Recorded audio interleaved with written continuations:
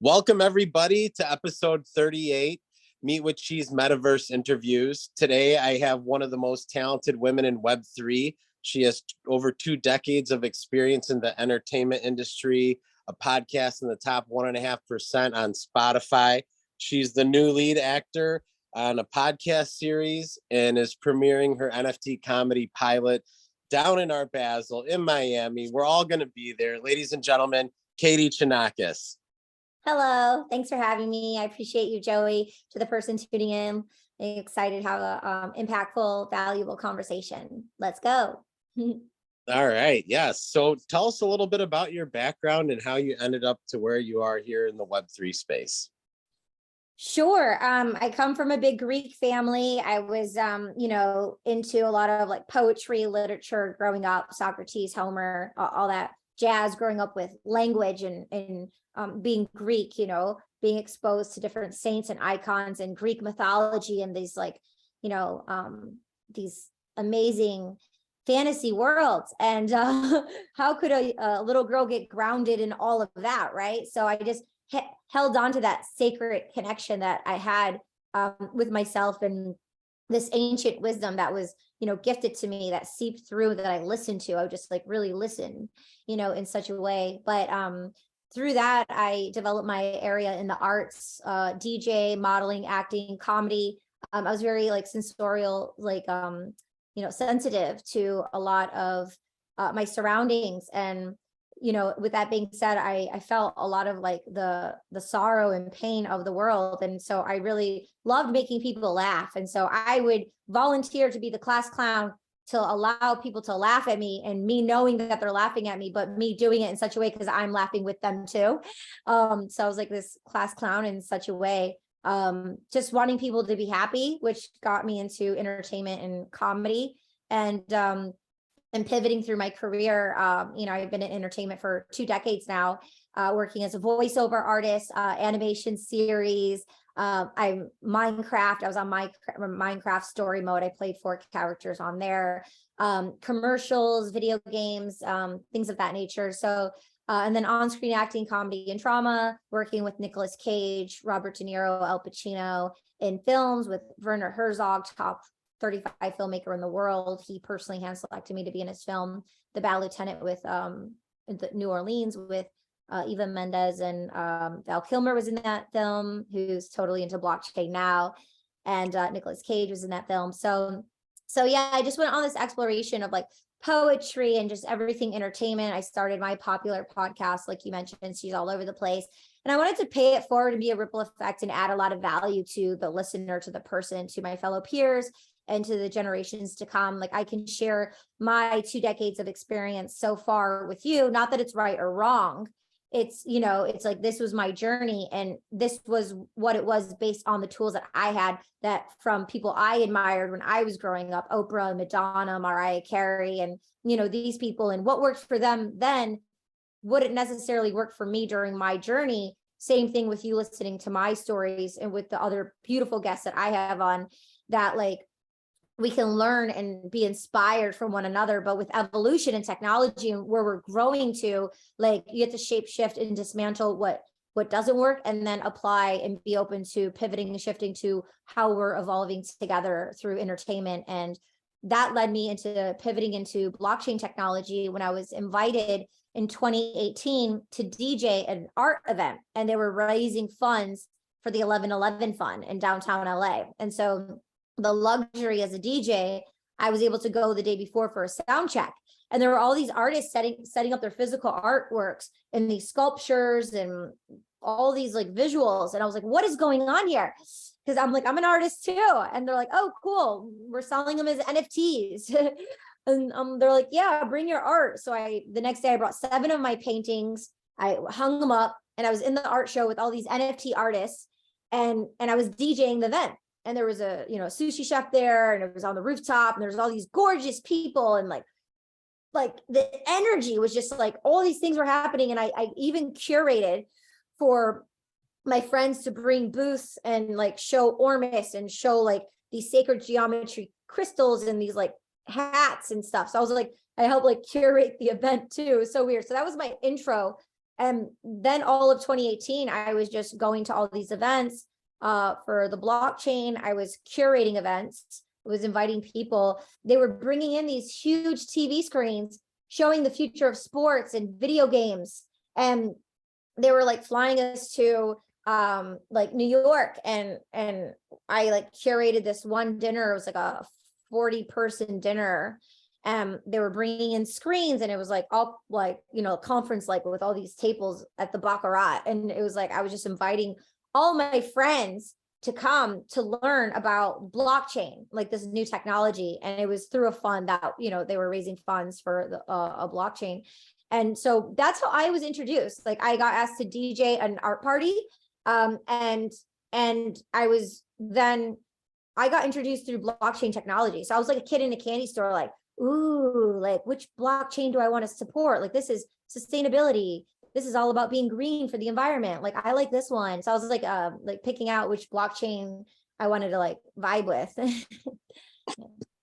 Awesome. Yeah, that's a great story. And I wish I learned about blockchain at a DJ party as well, but I kind of learned about it during COVID. I was familiar with it before, but I really went down the rabbit hole and never looked back. And here we are 2 years later, and we have a big week ahead of us in Miami, you know, so many events. We're both going to be speaking at the Web3 summits.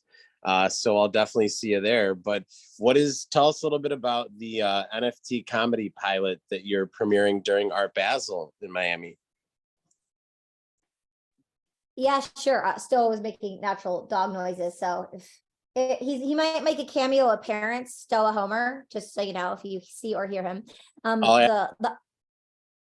What? I'll add him in the credits. Okay, he would love that. I'm the auntie. It's my sister's doggy.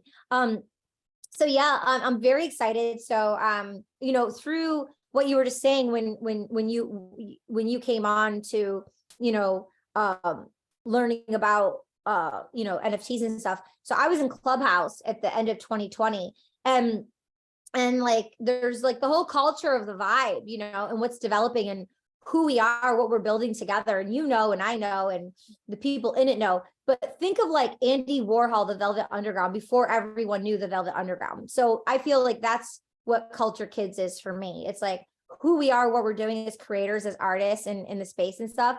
And it's capturing those moments. So I'm an actor, and it's like after everything I've done, it's like focus one thing, like what can I do to propel everything else forward? So it's like act, right? Just act. So and it's like, you know, we're in this life and there's all this stuff going on. So it's like, for me, I want to laugh. I want to have fun. I want to be silly. I want to like, I mess up all the time. I goof up all the time. So it's like, I might as well just embrace that. And I tried, as, you know, a human with the perfectionist syndrome and the imposter syndrome, trying to appear so like perfect in such a way, which can be very paralyzing. So learning to love myself in a way again, learning to play with myself again in such a way to be able to make fun of myself as a young adult with my friends while we're creating and doing fun things, but also enriching and through creativity. So I created Culture Kids, and I was going to do 12 episodes, and like release one a month. That was my like year plan, because I love making commitments. But the very first episode that we shot in October, my friend Greg Sipes, he's plays Mr. Beast on Teen Titans for the last 20 years on Cartoon Network. And he played Michelangelo in Teenage Mutant Ninja Turtles. He's been my friend for 2 decades. He's amazing. We did Killer Pad together with Andy Milonakis, and Robert Englund is the director. He played Freddy Krueger in the movies, those scary movies growing up. So he allowed me to use I was at his house. I'm like, yo, this is the vision. This is the vision I have. This is it. Voiceover booth pans to the ocean. Voiceover booth pans to the ocean. So he's like, yeah, you can like shoot your project here. So I went there, I was shooting it. I put him in it. I'm like, yo, you're going to be in my comedy project. I put him in it. The energy was so good. The flow was so good that he said, let's do 30 episodes. I'm coming on as an executive producer. I'm like, okay, cool. So now we're doing 30 episodes. I think he's coming to Art Basel. I think he's coming there. He messaged me, let's shoot more. He's like, let's shoot like the second episode at Art Basel. So we're like talking, coming up with the plan.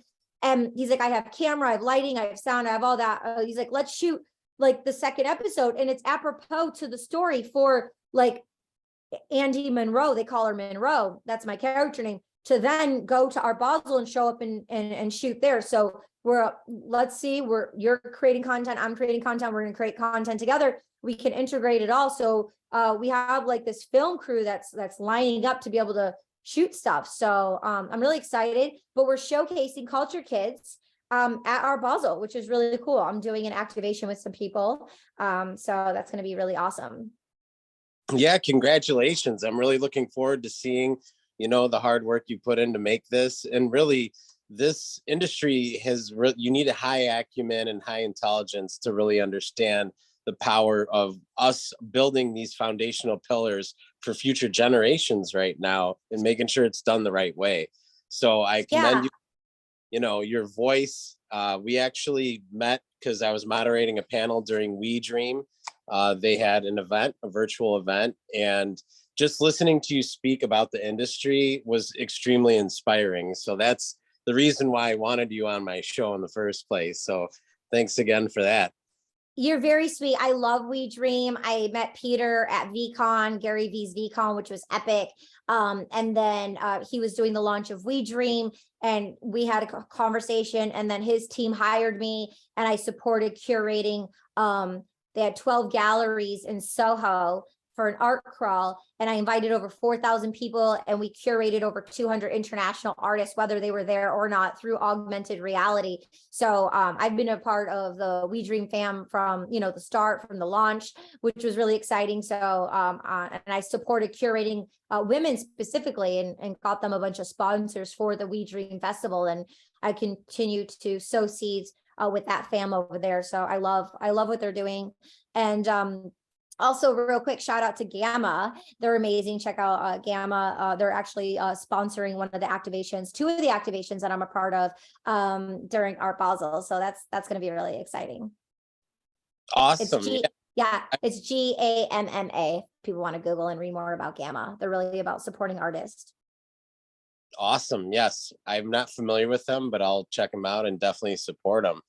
Yeah, that WeDream event, I didn't know that you were part of the curation team. I was at that, and I went to all the different venues with the big heavy coin. It was that event was ahead of its time, and it's a historic moment, and during NFT NYC. So well done. I didn't know that you were part of that. Yay. I'm so grateful Peter asked me to be. He saw my value and my energy, and just like let's make it happen. And I'm like, yes. I actually have that gold coin with me. I have that gold coin with me. That's how sacred and special it is. And people who came from Colombia and some other people who came, they Instagrammed that coin just specifically because of the value and impact that night had on people. And I'm at dinners and events, and people bring it up all the time, like how I invited them to that experience, and it just blew their mind.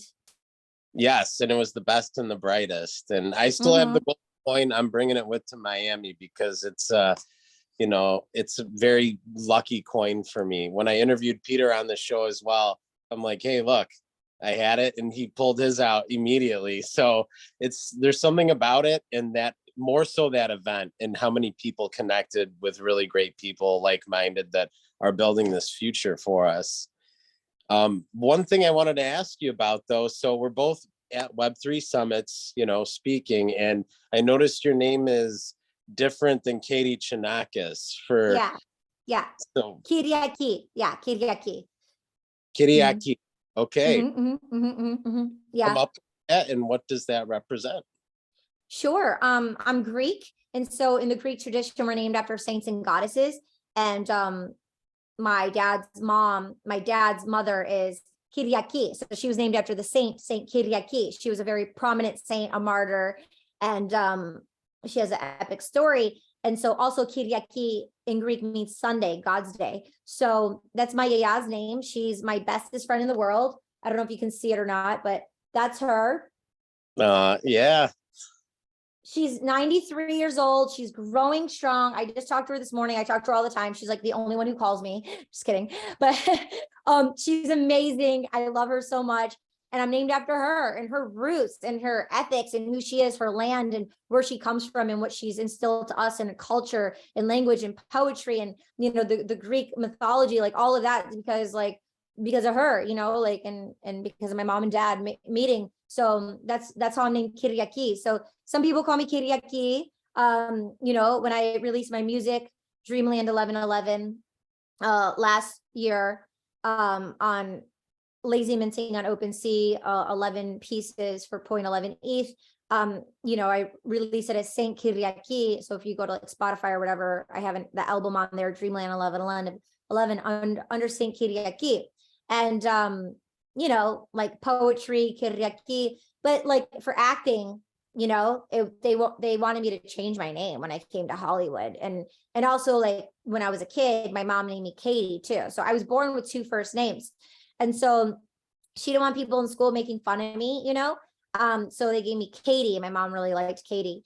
And then, so, I've always had 2 first names, which is like interesting because like some people vibe with it and some people it's like it gets in the way to like instead of getting on with it. So like it is Kyriaki, but sometimes I just say Katie just to make it simple so we can get on to the next thing. But you know, my friends who are in my inner circles, like they like you and like you're like getting to know my vibes and stuff like that. Like that's who it is and that's what it is. So it's Kyriaki, named after a saint. It also means Sunday, named after my grandmother, my best friend. And but also like for acting, you know, like Jennifer Aniston and Jennifer Anistonopoulos, it's Katie Chonacas. For acting, branded it. They even wanted me to cut my half my last name. And I'm just like, no, that's where the line is drawn. My team sat me down in 2005. I'm like, absolutely not. And they had me change my Kyriaki name to Katie, and then they wanted to chat half my name. And I'm like, that's where I draw the line. So Yeah, you got to put your foot down somewhere. You know, I mean, you have to be yourself and true to yourself. And that's why I love Web3 and all the people is we're unapologetically ourselves. You don't have to fit in with anyone. It's just be yourself, bring all the skills you've learned in your life, and let's build something special together the right way. That's our mentality, and I can't get enough of it. Yeah, me too. And then, you know, the other funny, ironic thing is my whole entire life, I've had like nicknames, Kiki, like Katie Kiki, or Katie Coco, because I love Chanel, and like Lady Gaga when she was popping off, and I was like going on tour with 50 Cent Jr. and opening up in front of 18,000 people, like all around South Africa and Europe and all that.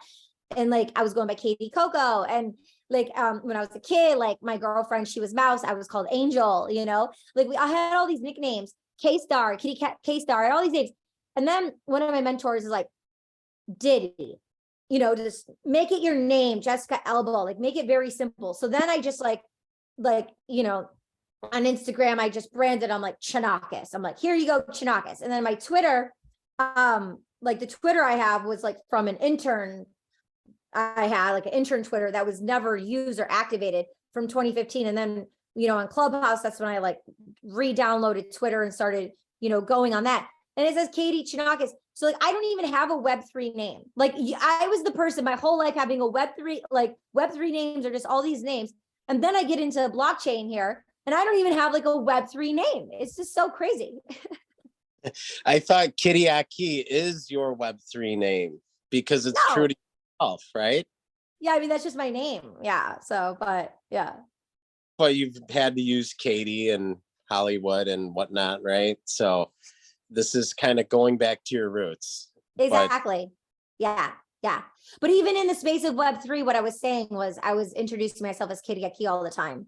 But then it still became like a conversation stopper. So I'm just like, lately, as for like the last 4 weeks, I've literally just been saying Katie, and like my friends who know me as Kyriaki, they like see how I introduce myself to see like what's okay to call me. You know, I don't know. I just, not that I'm trying to make it easier for everyone. It kind of makes it easier for me. Not really. Yeah. Just don't be like Crypto Katie or something like that. Everyone's crypto something. There's really only one OG crypto or a couple in my mind that did it like 6 years ago or a long time ago, but now everyone's globbing onto that. So anything but Crypto Katie would be good for you. Yeah. Or like Queen of Crypto, right? Queen. Yeah. #1 crypto female, whatever. Yeah, something just obvious and over the top. So I know, I have one for you. I have one. Grecian crypto goddess. Crypto goddess. all right, if it's available to .eth, might as well scoop it up. Someone's gonna want it if it doesn't work for you. No, I'm good. I was just playing. All right. So you have this premiere coming up in Miami, and you're going to film your second episode. You are also have a top 1.5% cheese, your podcast, but you said that you're a new lead actor in a new podcast series. What is that about? It's called Undertow Blood Forest. It's streaming everywhere. Today actually dropped another episode, so they release every Friday. And it's a thriller. It's a union SAG-AFTRA scripted series. So as you would, these two legendary casting directors who cast network TV shows and films booked me on it as an actor, but it's voiceover and I play a podcaster. So it's like 3 into 1 and they all align, but it's a thriller about werewolves. So tune in to see if I live or die.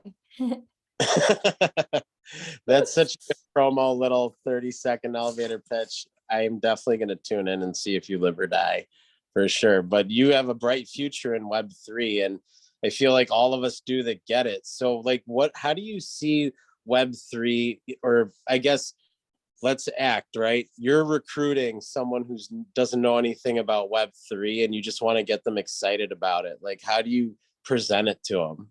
Mm-hmm. A couple things. One, if they go to my website, chonacas.com, I have an automation when you sign up for my email list. I have an automation that says send you like Web3 alpha, like the lingo, which is cute and fun to get started. And it has a Google sheet of trusted resources of people I respect and admire since I've been in the space since 2018. It has their name, their Twitter, and their Instagram. So do your own research, but start following these people.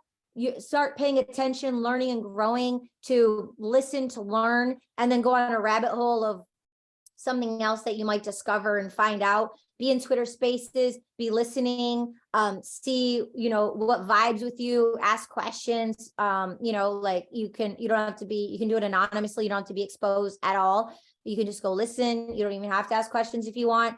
I would say that. And then someone who's ready to like take the next level.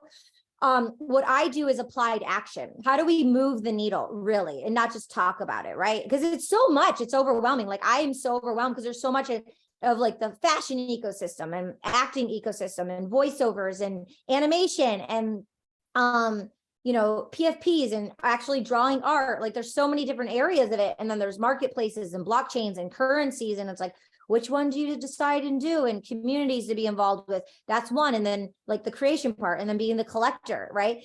So what I do is also applied action. Like the journey I'm going to bring people, like my friend Isaac Singleton Jr., who's an actor. He was in Pirates of the Caribbean with Johnny Depp.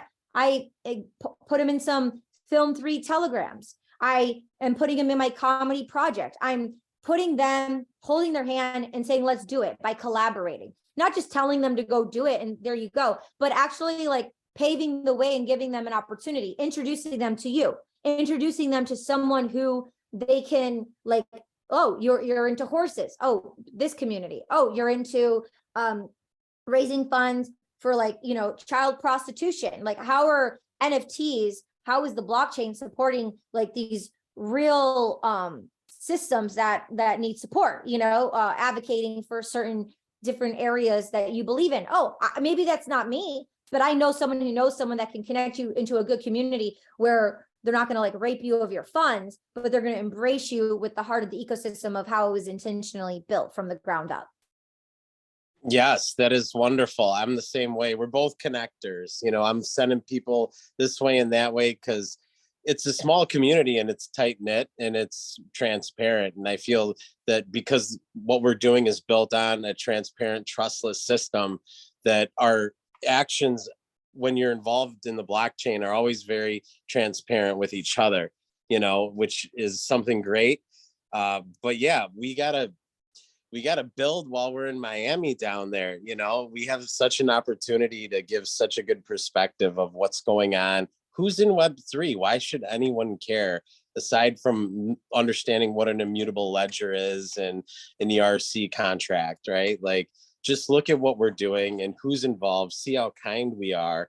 And that's kind of my goal, is to just inspire as many people as I can while I'm down there. And I think people, if they see how we all are, they're going to want to come join our revolution. And also for the people who are in it already, we're going to feed off of each other's energy. When I've been going to Art Basel since 2012, but last year was my first time being there with like crypto kids. So I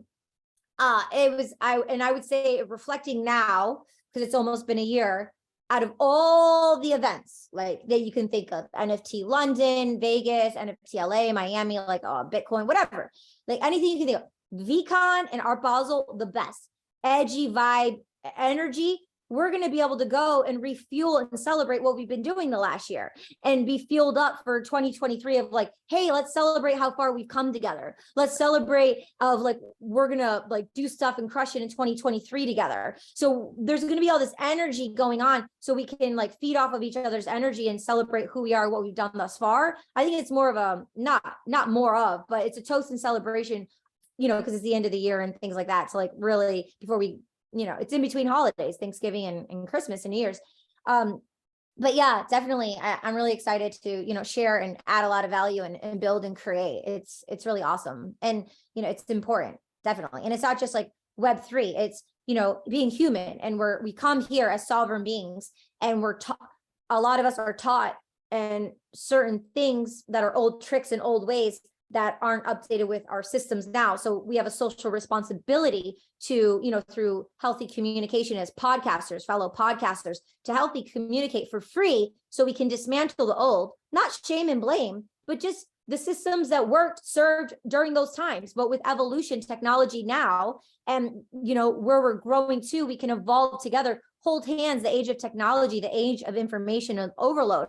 So how can we dismantle what was, honor what is, and go into evolution with technology so it's actually lighter for us in such a way, but we teach the social skills of how to apply those and not hoard information, not gatekeep information because I want to make a buck off of you or because I want to get ahead of you. So the whole like dynamic has shifted where it's like, here it is, transparent on the blockchain, have your own smart contract. And here's the communities. Let's learn and grow from what works and what doesn't work so we can empower and move forward together. So that's the really exciting thing for me for, you know, humanity and evolution on a planetary level of where we're growing and honoring and respecting each other and ourselves.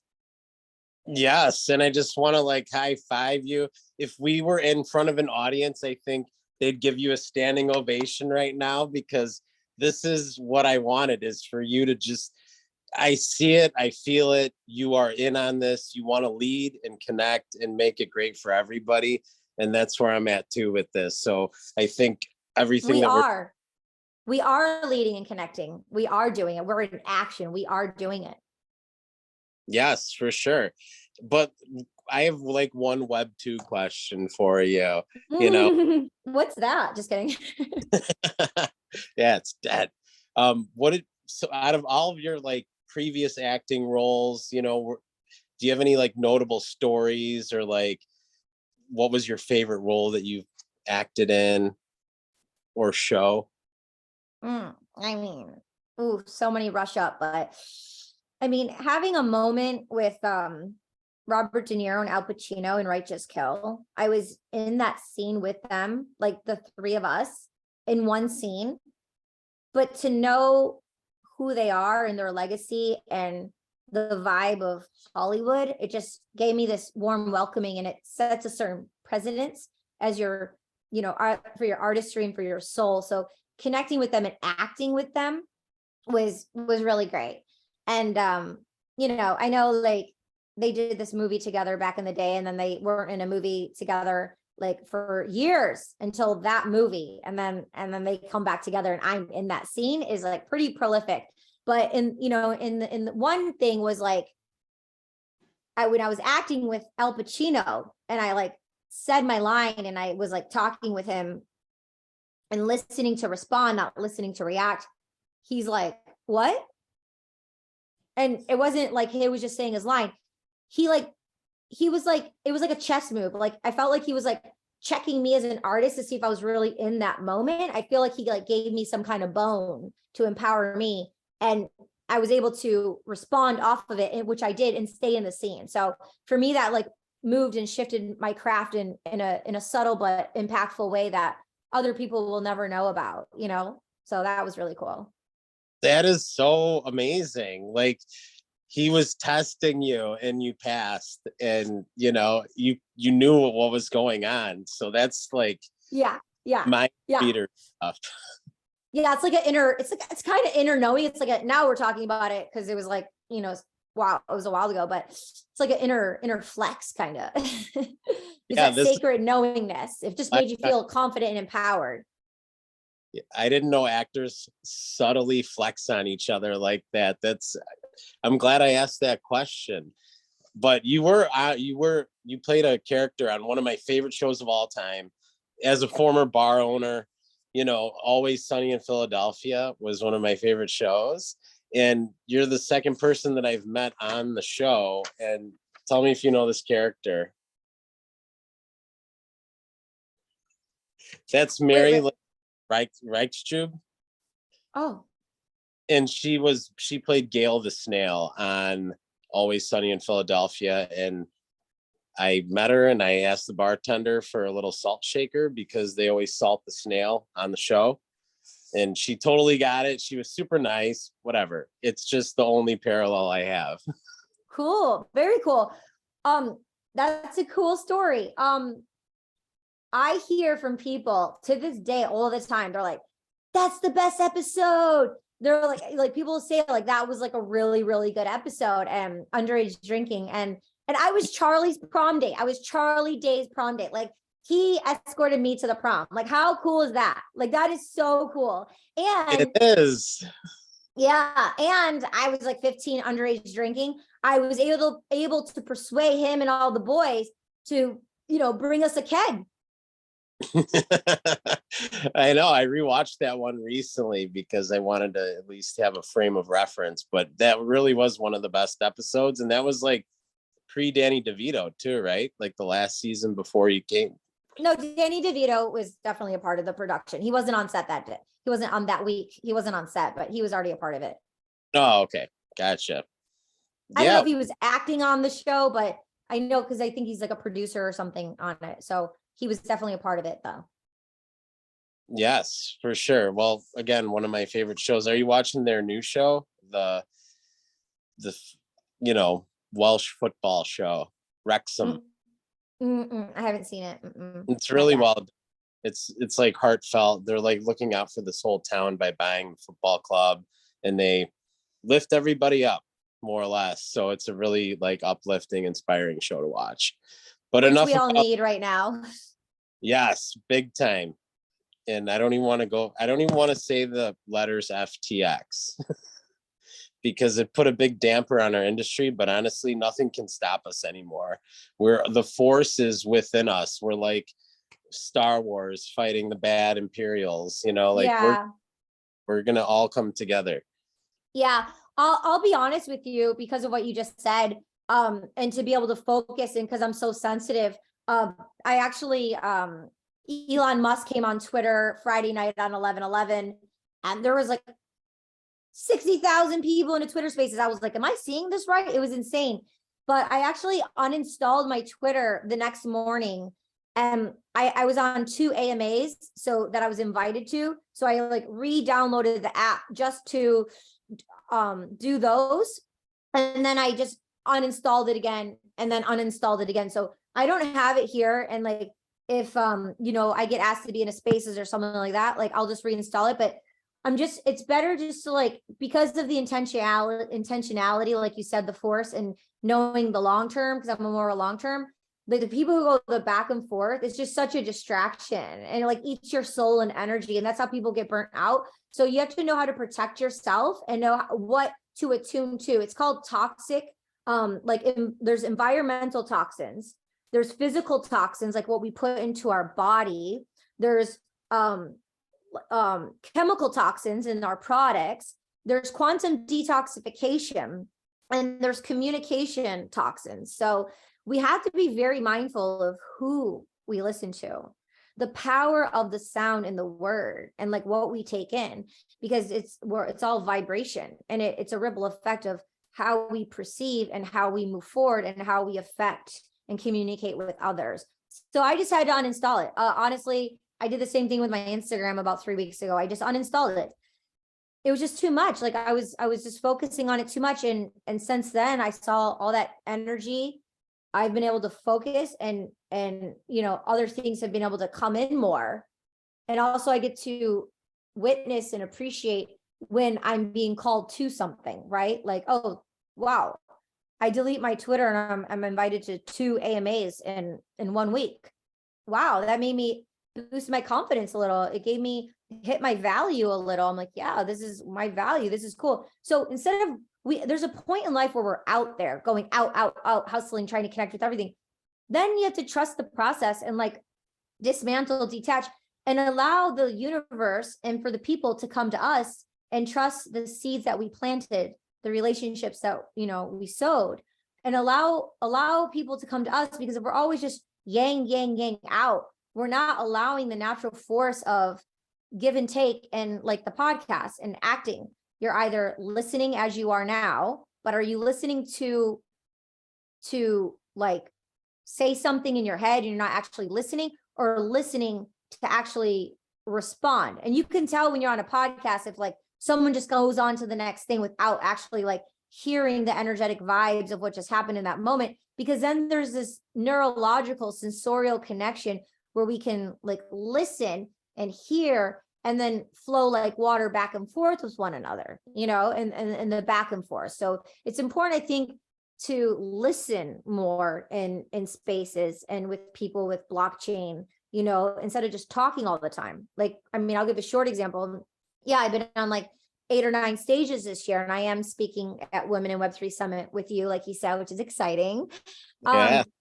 Yeah, but I didn't go to London, and I didn't go to certain, and I'm taking a break from certain things to make sure I'm taking care of myself, rejuvenation. So there's a time to get on a stage and be present, and there's a time to listen and allow others to be on the stage, and honor them and celebrate them that they're doing that. Because a lot of people, it's hard for them to celebrate other people when they're on stages. They get jealous or they have FOMO or whatever. No, I couldn't make this party, but that's so cool that you were there and that you got this award and things, and being able to celebrate one another is very powerful, and it's important. Yeah, that genuine celebration, not the, oh, great, good job. It's like, oh my God, like we all feel like we're winning when any of us wins. And that's the kind of the people that are part of this industry that I've aligned myself with. And I think my superpower is being able to tell if someone's full of crap in 3 minutes or less.